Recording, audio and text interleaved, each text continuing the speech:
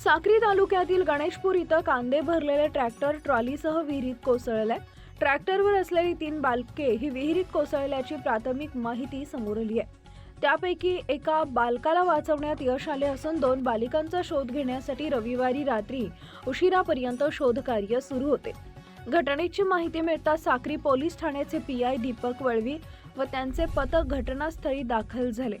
गावकऱ्यांच्या मदतीने पोलीस प्रशासनाकडून बेपत्ता बालिकांचा शोध घेण्याचं काम युद्धपातळीवर सुरू आहे।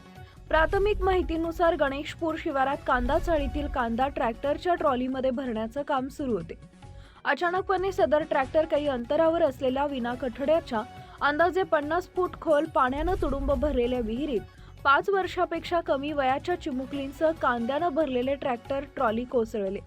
खुशी दाजू ठाकरे वय वर्ष 3, ऋतिका संदीप गायकवाड वय वर्ष 3 हे खोल विहिरीत पडल्यानं पाण्यात बेपत्ता झाले, तर परी संदीप गायकवाड या 2 वर्षीय चिमुकलीला वाचवण्यात गावकऱ्यांना यश आलंय।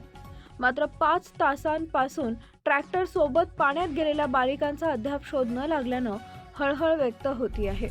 बेपत्ता बालिकांचा शोध घेण्यासाठी 50 फुटांपर्यंत असलेलं पाणी पंपाच्या सहाय्याने उपसण्याचं काम रात्री उशिरापर्यंत सुरू होते।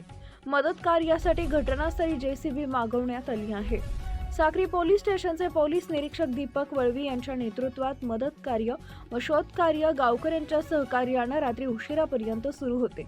या ठिकाणी गणेशपूरसह परिसरातील दिघावे, कासारे, छाईल, सायने या गावातील ग्रामस्थ मदत कार्यासाठी सरसावले आहेत। दिंडोरी वृत्तांत न्यूज वृत्तसंकलन विभाग, साक्री।